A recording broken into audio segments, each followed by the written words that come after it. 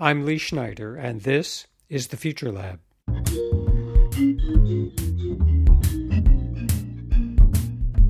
This season, I'm asking my guests about the state today of science fiction and fantasy writing and publishing. I'll interview your favorite authors, editors, publishers, and industry experts about writing and publishing the books you love to read. If you like what you hear, don't forget to give the show some stars on Apple Podcasts and Spotify. And subscribe to my newsletter, 500 Words, to keep up with what I'm doing in writing and podcasting. Please welcome my guest on today's episode, Richie Billing. He left his career as a lawyer to become a writer of fantasy stories and novels. Richie's the author of the acclaimed debut novel Pariah's Lament, published by Of Metal and Magic, and he's had more than a dozen short stories published in magazines worldwide, including one that has been adapted for broadcast by BBC Radio. As host of the Fantasy Writers Toolshed podcast and author of A Fantasy Writer's Handbook, Richie also helps writers land book deals and find their voice. He's built a thriving Discord community of nearly 500 writers from around the globe. Richie, welcome to the podcast. Hello, Lee. Thank you very much for having me. Now, I read your latest book, and I really loved it. It's called Together We Rise, and I thought that the short chapters worked so well. You do something very interesting, which really engaged me. I wasn't expecting it, which was each chapter is a different point of view. And often when people do that, they have a hard time tying it together. You know, you get this kind of scattery feeling, but it wasn't like that at all. In fact, you built upon it in a way that I want to talk about in a moment. But I wanted to ask now, first, did that point of view aspect of the book just come to you? Is it something you thought about? Was it planned? How did that come about? So originally the story was all about Talia. And Talia is the main thread that I'd say binds everyone together in this. And she's the main revolutionary. When I knew I wanted to tell the story, but I didn't want to tell all of the backstory as well. I wanted to write a novel without the fluff, let's say. And Talia's story was long because it's the build up to what happens in Together We Rise. That's about 2 years, probably longer. And I didn't really want to put all that in. I didn't want to write it either because it's just a bit boring, you know what I mean? There's some good bits in there, but and you could go back and do bits. But basically, she becomes a vigilante, which is the cool bit. And then she starts in a sort of bit of a comic book hero style. She starts like taking the fight to corruption and injustice and evil in the city, and starts taking out gangs and corrupt police officers. But then she realizes basically that it's not enough, that she has to change, has to come in a bigger way in order for life to get better for everybody. And that's why she starts this revolution. And I had a few characters coming into it. So Mal, she is a character in a short story called The Pigeon Catchers that I wrote a few years ago. And because she's in Pia Talos, like she was originally in this story with Talia as well. And then we had Dice, who's the healer in the story, and he's her sort of mentor figure almost. And other characters I brought into it because at some point I decided, more down to my frustrations and feelings of despair at the state of the world, and very much for frustrations with a system that I feel really stuck in, and I don't like that, not having that freedom to say, no, this isn't actually working for me. I want to live my life in a different way. We can't do that. We're trapped. And I've hated that. I think it sort of came to that realization like 10 years ago. And ever since, I've just despised the idea that was just trapped in this system that's not fair, and it benefits only the people at the top, and we're just given crumbs to fight over. And the story is very much a critique of that. And one of my favourite TV shows is The Wire. I don't know if you've ever seen The Wire. Mm-hmm. Sure. And I'll tell you why I think The Wire is so good is because it's almost like a visual essay and just a tremendous piece of artwork of critiquing specifically the war on drugs and how it's destroyed society, basically. And the reason why it was so successful for me is because it looked at the same issue from lots of different perspectives. It starts off with the drug dealers, the families around them, and also the police officers. It brings in the second season working class people, like working on the docks, the dockers specifically, the stevedores in Baltimore, and their job is basically falling away. Their whole life, the whole history, the culture and heritage is falling away because there's no investment in the docks anymore, and people are losing their jobs and livelihoods, and as a result they're getting sort of sucked into this crime world.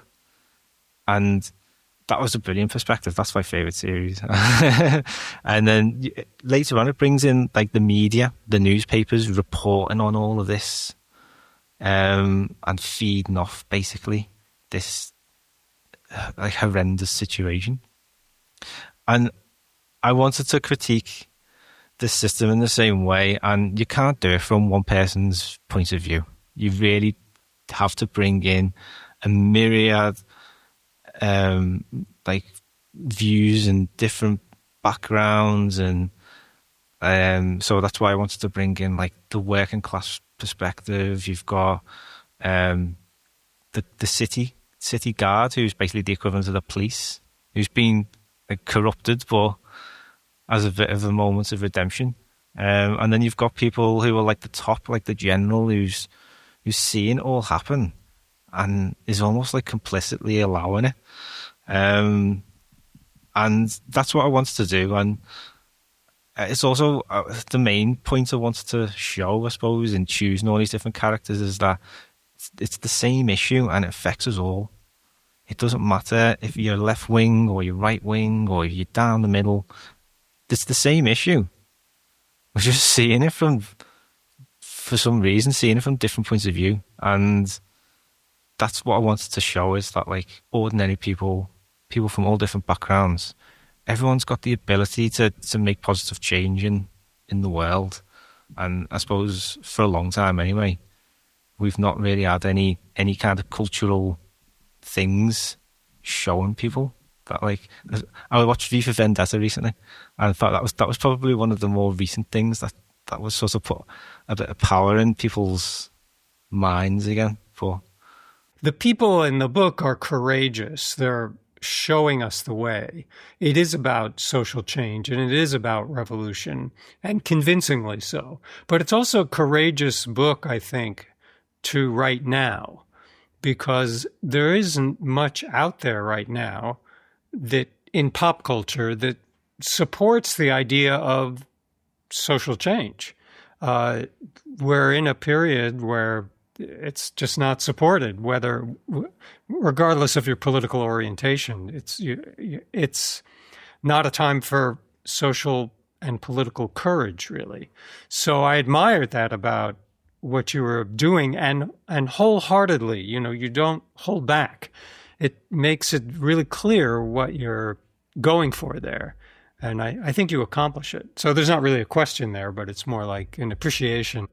Now, this is kind of the geeky writer's mind getting into this, but the organization of the book struck me very positively, because a bit like The Wire, and now I'm beginning to see why The Wire worked for you, is that you really start with kind of the simplest individual. I wouldn't call them lowly, because the healer is not a lowly person, but just an individual. And then as the book progresses, the angle gets wider. You kind of change the lens on the camera with each chapter until we're looking at it from a societal level, and people like the general and others, and even they might be outer worldly people from another place, things get bigger and bigger, which I really liked. I really enjoyed that as a reader because it helped me kind of step along. So my question there is this a setup for a series? Is this a standalone? What's going to happen next with these people? Yeah, I am glad that you liked it because I was chatting to someone recently and they were going on about the importance of like making the right promises when you start a book. And by the end of Together We Rise, there's a whole lot of magic going on, which is not in there. So I was saying to her, like, obviously, there's no right and wrong in writing. Everyone can do it in their own way. I'm glad that it's worked here, but I was aware that it was a risk that if magic suddenly comes into it, then is it going to jar and disrupt it for people? But what you described there is something I have tried to do, is that I wanted to gently take the reader along on this journey and almost like get to, like you're climbing a staircase and at the top is a doorway. Mm-hmm. And the doorway we basically kick open at the very end and we reveal a magical world. And what Together We Rise is basically the beginning of an age of turmoil in this world I've called Tavia.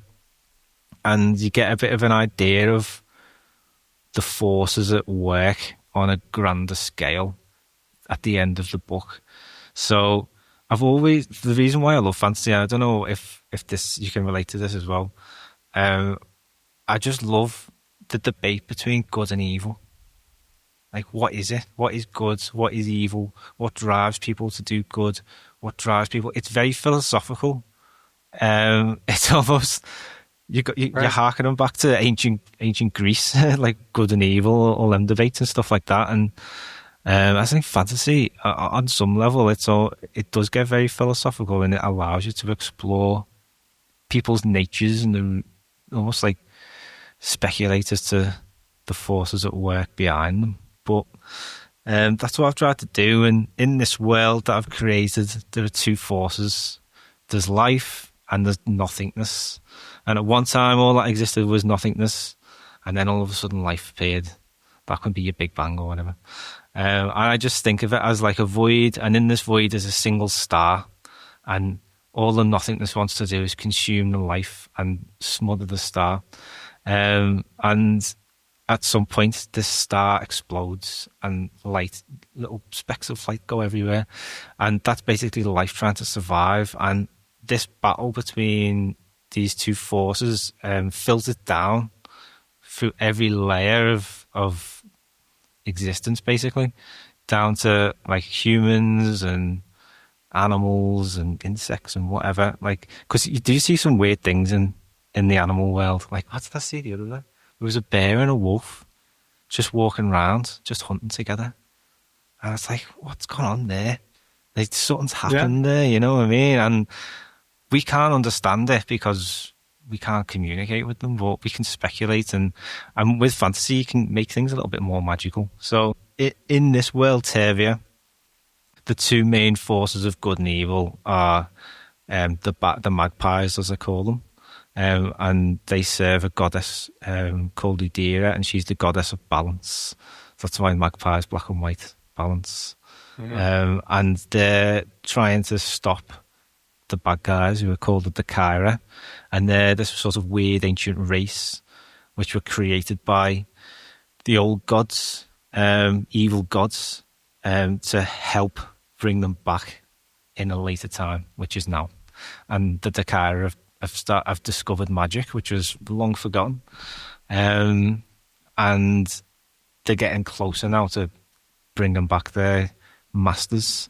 And this is, I suppose, the point in time where the magpies realise they realise that they've got magic again. This is the tipping point almost, and things where shit hits the fan almost.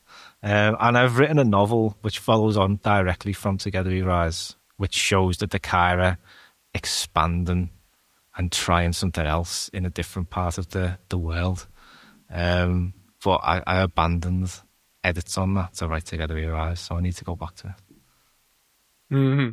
This is all world building. And I was doing a podcast interview yesterday, and we were talking. The interviewer asked me, "Well, if you were to give any advice to a writer working in fantasy or science fiction, what would be your first bit of advice?" And I said, get on the world building, spend as much time as possible on the world building, because that will serve you for whatever you're doing next. And you've done a wonderful job of this. I can kind of visualize it as kind of a pyramid, but standing on the point, where we start with something very small and it gets bigger and bigger and bigger and bigger.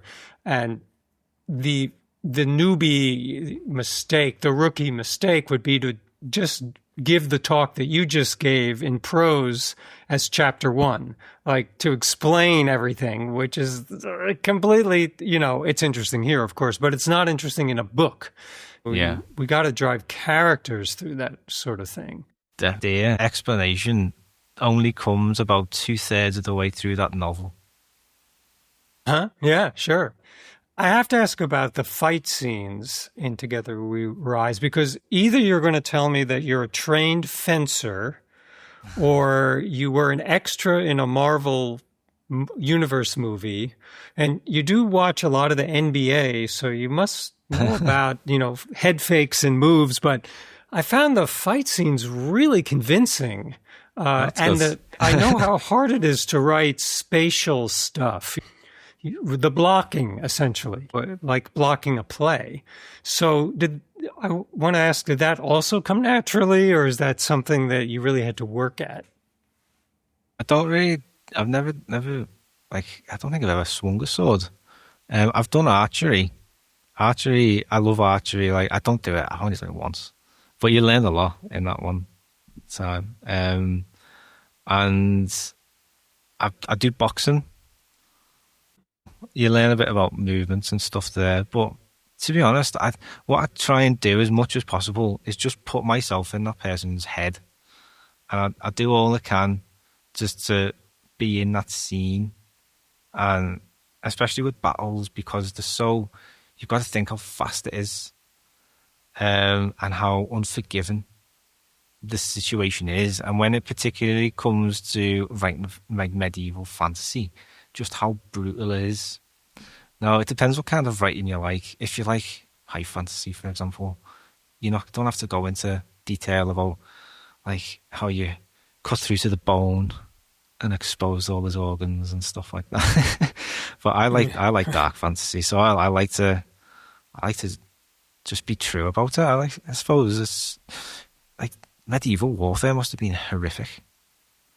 Like, I mean, it's horrific now, but like, just to imagine swinging a sword and cutting off someone's arm, or feeling that weapon hitting a bone, for example, or hearing that person scream, seeing all the blood. And then imagine being a doctor.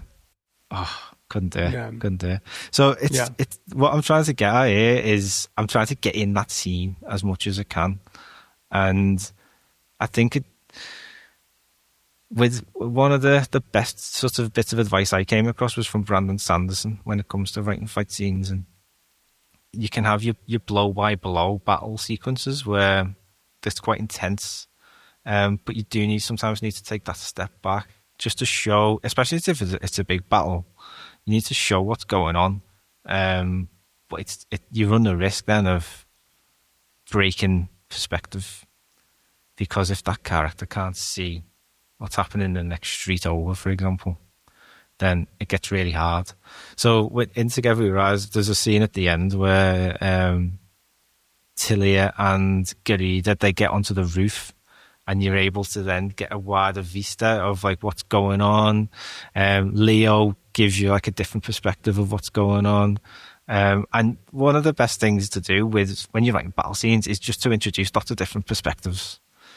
You might have had side characters in the story, and now you can give them their own heroic moment. I love a heroic death. I don't know about you, but like there's something really. It's like it just moves you so much. So like introducing these at the right moments can really just add a lot of, I don't know, just like life and richness to stories, and the battle scenes can be very one-dimensional sometimes, I find, and I think you've got to find the emotions, the peaks, the troughs. Obviously, a character can't stop mid-battle and think, can't believe I've just done that, and start lamenting about it. But there's going to be times when they're going to feel instant fear, and then it's what you do, how do you react? And then, yeah, I don't know. I love battle scenes. But do you like writing battle scenes as well, fight scenes? I tend to write action scenes. I've written a few fight scenes, but I find that the issue with them is, for me, I really yes, I have to put myself in it, and I have to almost think of it like it's happening on a stage or a sound stage or a movie set, and really be aware of the physical space. Yeah. I used to write cartoons, and one cartoon I wrote was on a planet, and that was pretty easy because the people ran and they hid behind rocks, and there were battle scenes and fight scenes there, but they were in a space, an Earth space. But I wrote another one, a series which was in space, and that was really difficult because it took me a few episodes literally, and the animators complaining, sending faxes, at the time it was faxes, sending faxes back from Japan and Korea saying, where are these ships coming from? And, because you have to really think about screen right, screen left, but also the point of view of the viewer/camera. And that really taught me a lot about writing that kind of a scene. Because it's easy to pretend that you have this omniscient view where you can see everything, but you can't. As you pointed out, you have to put everything in the eyes or the feelings, the perception of a character. And you have to switch characters gracefully if you need to switch characters, or put them on a roof. That's a good way to do it. So yes, I like writing them, but I find them really challenging. Yeah. It's always good to, if you're going to add more perspective, is to try to pick characters that people are going to care about. Or people are going to enjoy seeing die. Right. Yeah. And I think another thing that helps is, especially if it's a large battle, just map it out on a piece of paper. And that's what I kind of did with Together We Rise, with the map at the back, the city map. In the paperback, I included a different version of the city map, which you find at the front, which is the one taken by the revolutionaries, and you can see their plan for the day and how they advance up the hill to take the keep. I wanted to ask you about maps, jumping ahead, because this is a totally self-interested question, because I'm about to make a fantasy novel map. And nice. I have your blog, admittedly, I haven't read it yet, but I will, about how to make a fantasy map. But I wanted to hear a couple of tips from you about how to do them, because they're such a staple of this kind of a book. You really can't get away. The reader really expects, from the days of Tolkien and maybe even before, the reader expects to see a map of the world. So what are your thoughts about that, and what are your tips about creating that kind of a map? Yeah, I think I do like a map myself, and I think if you're going to take someone to a different place, you want to show them where they're going almost first. And it's a nice reference to, especially epic novels where you travel quite a lot. You want to be able to see, get perspective on where you are, where the characters are. Sure. I am useless at drawing, so just if you're not good at drawing, just admit it. It's fine. There's plenty of great cartographers out there. There are great tools as well. There's a tool called Incarnate. Can't always say INKARNATE.com. That's like a grid-based map builder online, and it lets you drop all different elements in, and you can make really cool maps. And there's people who will make maps on there for you. It's more of like a digital thing. But if you're looking for that traditional side, I'd always recommend, even if you're not very good at drawing, just map it out. I remember one time I had like a mad brainwave, and I used to do all of my writing at the time in a shed outside. And I ended up drawing a map on the inside of the shed. It was there for years, and I would sometimes turn around and I'd be looking at where I was in the world. But just draw a map just to give yourself the bearings, and then when it comes to doing a novel, have a bit of an idea of the style, because every artist does have literally their own unique style, and if you can find someone who makes cool maps, then just reach out to them and see if they'd be interested. A lot of them will, because they're all artists. All artists need to live and survive.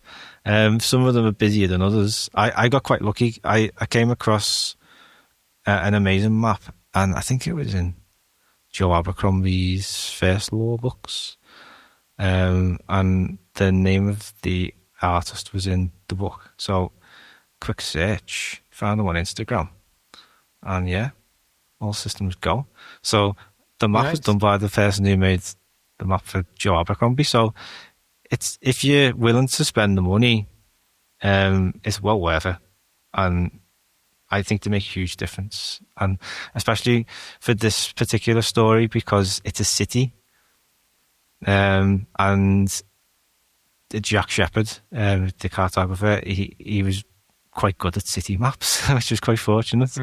And we had a lot of fun bringing it together and adding little names of places that come up in the story, and then just messing around with it at the end with the graffiti and showing the arrows going up the street. And so yeah, I think just don't be afraid to draw your own thing, and just do research on what you want it to look like in the end, and if you think it's worth it, reach out to an artist.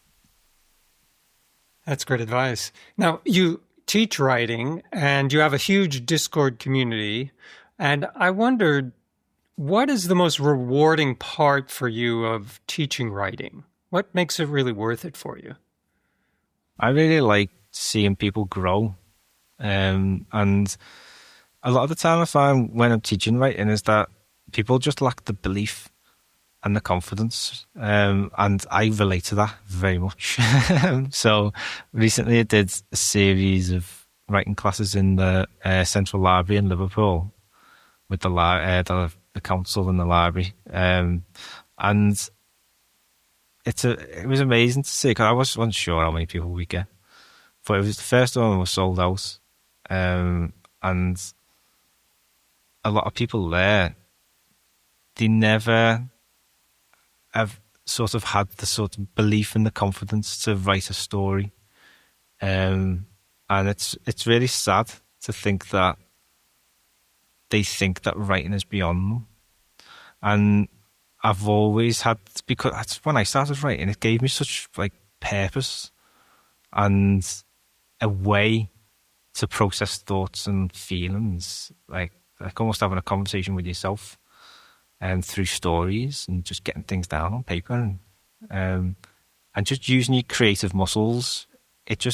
It's really good for you, I think. So I've always wanted people to share in them benefits as well. So whenever I find something useful about writing, I will tend to share it on my website, for example, or blog, Patreon, podcast as well. And it's almost like, I don't know, if I've as a writer, I feel like I'm a bit of a collector of ideas, and not every idea works for everybody, but these are the things that have worked for me. So I like to share them, pass them on, say this is how it's helped me, and because that's how I've learned. I've learned from other people passing things on that they've learned. And if you think about, I mean, I've got more books on writing than any other category of book, but all of these people, I mean, some of them probably doing it for the money, but a lot of them are doing it because there's something special about writing, I think. And I think everybody should at least write something, one story. Everyone's got a story to tell, and encouraging people as much as possible to do it is worthwhile. So that's kind of why I do the writing. And the main things that people lack are just the belief. And it's easy to learn things and to follow structures. And I mean, to be honest, all you've got to do is sit down and just write what's in your head. But it's mostly the mental barriers that stop people from doing it. Now, you mentioned you had some, it wasn't exactly writing advice, but you liked the idea of what I think it was Brandon Sanderson said about battle scenes. What are there any other great moments you've had where a light bulb went on, where you learned something about writing from another person, and what was that you learned? What really came through?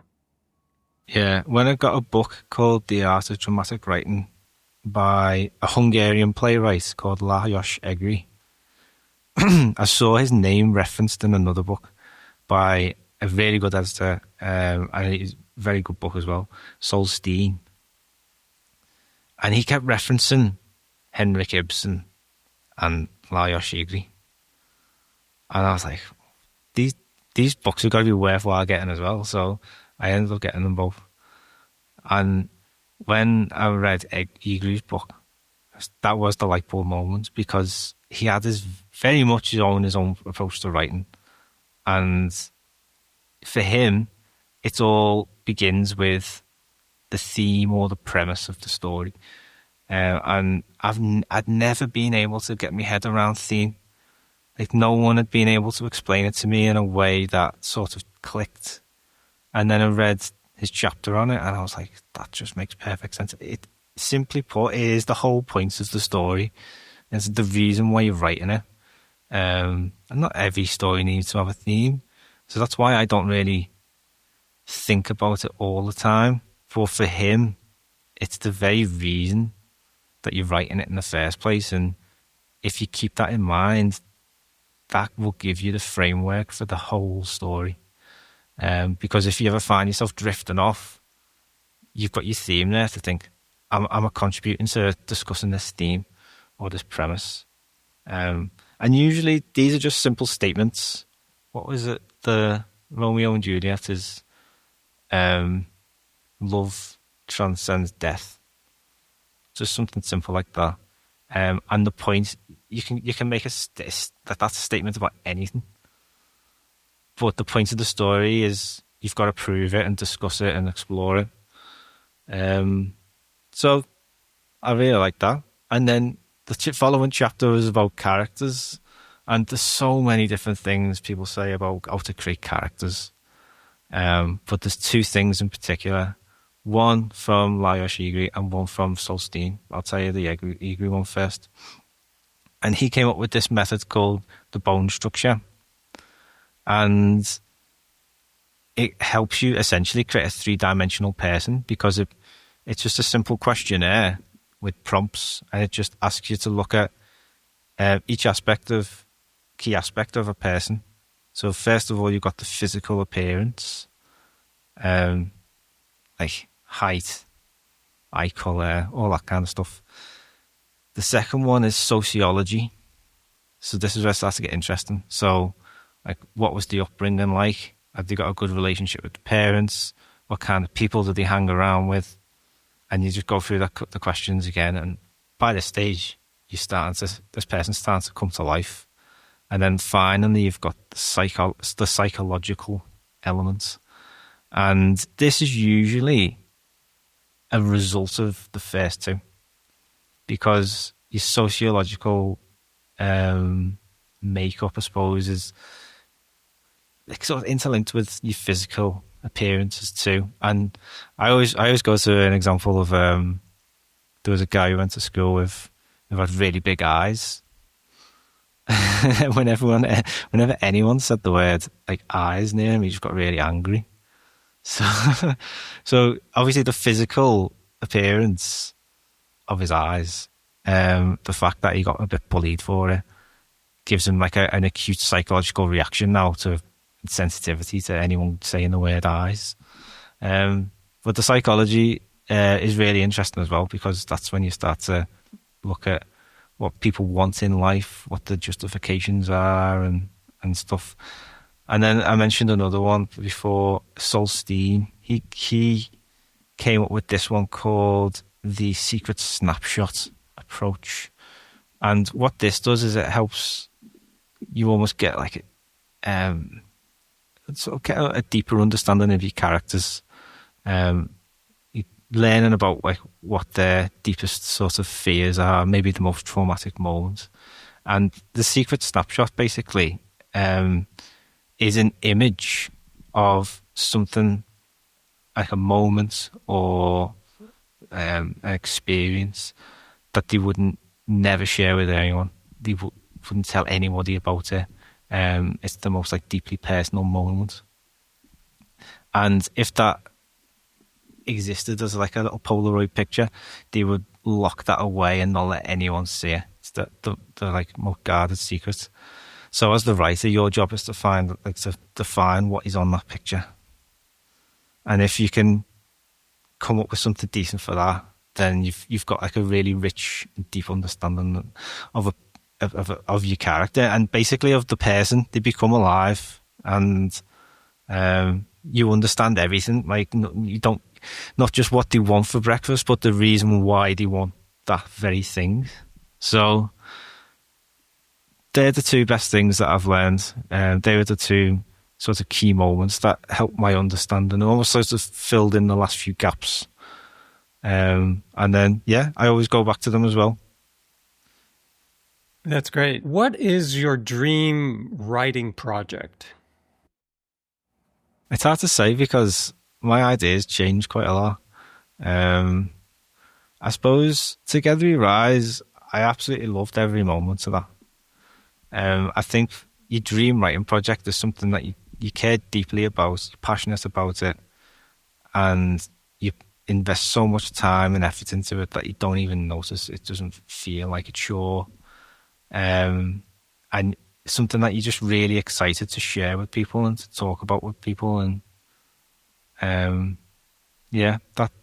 so for me, I would say Together We Rise is a good example of a dream writing project because I feel like it meant something more as well. It's a bit more than just a story for me.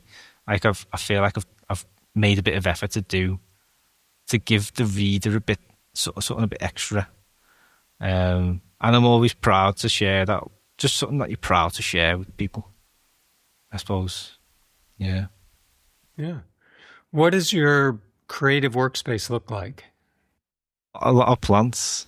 I've got a desk that I'm sitting at now. It's like I don't know, maybe 80 years old. It's like an old writing bureau.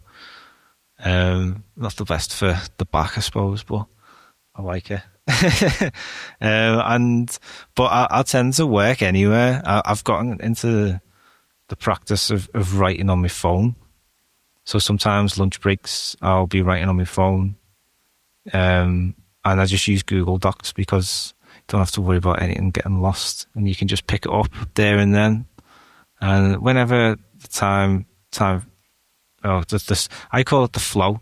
Whenever you can tap into the flow, is a good time to write, and you don't know when or where you might sort of get a bit of an inkling that you can access it. So, like for example, this week I've just been getting ready to go to bed about midnight, and then I'll just be like, oh, I could do some writing though. I'm not that tired, and then I've ended up doing like 1,500 words before I go to bed. So it just it's write anywhere basically, for usually at a desk. That's great. Yeah. I have notebooks all over the place and pencils and pads because I like to write everything down. And usually just before I go to sleep, there's this sort of brain emptying moment. Doesn't always turn into 1,500 words for me, but it definitely turns into something. Sort of the clearing out of the mind at the end of the day. I wanted to ask a wide-angle question. What do you think is the state today of fantasy writing and publishing? Where are we at? My perspective is that it's pretty shit. Oh my God. It is not good. It's not good for writers. I don't think traditional publishing, unless you're mid-level up, traditional publishing doesn't work as a model for making a living. I've spoken to a lot of authors this year who are in situations that I'm aspiring to be in. People who have, there's like a 3-book deal with really, really big publishers, That book went down well. It was circulated around like national book clubs in the US. You couldn't ask for more. And she's working part-time. So I was like, if that's where I'm trying to be, and I want to do this full-time because it's something I love, and they're not even making money, then that's it's just a broken system, isn't it? Like, how are we in a situation where the writer is doing hours and hours and hours and hours of work, expending all this amazing creative energy, and getting a pittance for it? And then the publishers just shrug their shoulders and say, "Oh, there's a lot of costs involved," and it's because there's not a lot of costs involved. It's just too many people with their hands grabbing, and it pisses me off. So I think publishing is shit. I really do. I think indie presses are okay. It's great that they exist, but they're on thin profit margins as well. It's a difficult time, and then you've got AI. I'm not worried about AI though. I think you can't. I've seen a lot of people using it to write, and I'm like, you can't call yourself a writer if AI has written that for you. I like the idea of using it for supplementary things, like obviously Together We Rise has got a soundtrack that was done with AI. And that wouldn't have been possible otherwise. And I like making character art and stuff like that. And I think it gives a richer experience for the readers. And if you're doing it for the right reasons like that, like you're using what AI should be used for, let's be honest. It's to make our lives and experiences richer and better, not just to be manipulated and to ruin us, basically. So everyone's got their own opinions on publishing and the way it's going. I personally, I'm not rushing to go and find a literary agent and start like pitching books and stuff like that. It's not something that appeals to me. It's a lot of work doing it on your own, but at the end of the day, like, are they going to get me much more benefits being with them? I mean, some people will say yes, some people will say no. It's just, everyone's different, and that's the thing with writing. We're always looking for answers because nobody knows them. So, it just all comes down to individual experience, I suppose. What do you think? What's your personal opinion on it? I have to say, mixed, because I've had agents as a screenwriter and a television writer. I've had agents and lawyers, and it gets down to there's a lot of people with their hands in the till or fingers in the pie, whatever you choose your metaphor, and you have to love the work at heart, whatever you're doing. The way it gets out there. Sure, it's not necessarily less work to have other people do it for you, meaning publicists or agents, because you have to give them instruction and you want them acting in your best interest. So it's not like it saves time, if that's the right phrase. You can, if you hit the, let's call it the top 10% or the top even 20%, of working writers, it's pretty good stuff. But you can't depend on that. You can't say, well, I'm doing this to become... I mean, when I was 18, I assumed that I was going to be a very famous novelist. But that was a long time ago, and I haven't become a famous novelist. I've had to do the work myself and enjoy the work for its own sake, I guess. In indie publishing, I love the freedom of it. I do love being a publisher. And I hope that some of my books could get picked up, but by more mainstream folks. But I'm also amazed at what a big cut Ingram Spark, which is a printer, takes. When you put your books on Ingram Spark, if you want it in a bookstore, you have to allow that bookstore to take 55% wholesale price, and that leaves very little left for the writer. And I learned to my shock that if they buy the books, they can also, if they don't sell, they can return them to you and charge them back to the account. And that's pretty scary stuff. Print on demand is a little more equitable. I don't necessarily love the companies that do print on demand, but yeah, at least when people need a book, they get a book and it works, So, yeah, I mean, that's a complicated, not a very clear answer. I find that if you're going to get into this as a beginner, assume that there's a lot of work beyond just writing. There's a lot of promotion work. There's a lot of production work. There's a lot of publishing work. And it's a fantasy to think, even if you're at the top of the heap, that everyone's going to do it for you and all you have to do is show up at your desk and write. It's not really like that. I think even the most successful writers, they have a big hand in what they're doing outside of just the creation of the books. So yeah, it comes as kind of a shock how much work is actually involved. But if you like the work, it's okay. Definitely. Well put. Yeah, well, kind of well put. I don't know. It taps on a lot of complicated emotions. So I wish I had a clear, simple answer, but I don't really have a clear, simple answer. Yeah. Anything else that we should talk about that I forgot to ask? I suppose if you want to learn more about writing and more chats about writing, then I do have a podcast as well called the Fantasy Writers Toolshed. I've got some interesting interviews on there. Like we were saying before about the bone structure, and looking at psychology and sociology. So I've got psychologists on the show and sociologists on as well to chat about all them kind of things to give you a bit more ammunition for your stories. And FBI special agents, that was quite an interesting interview. He was a body language expert. And then a lot of interesting authors as well. Adrian Tchaikovsky, Jennifer Armentrout as well. And Christmas special this year is with R.J. Barker. Very good writer, very nice guy. It sounds great. If people want to learn more about you and your work, how can they find you? Best place to go is richiebilling.com. And if you want to get stories and download all my books, best place to go is Patreon.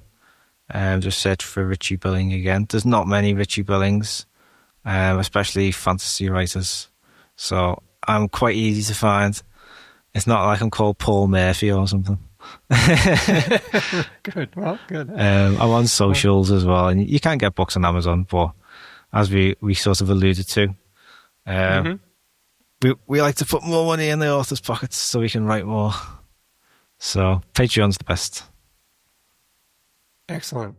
Well, thanks so much for being on the show today. I really appreciate it.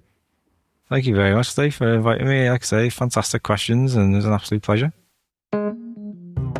Thanks for listening to The Future Lab. You can subscribe on Apple Podcasts, Spotify, or YouTube. And if you take a moment to leave a rating or review, it helps more people discover the show. For more of my work, you can sign up for my newsletter, 500 Words, or visit leeschneiderbooks.com to explore my books. I'm Lee Schneider. See you next time inside The Future Lab.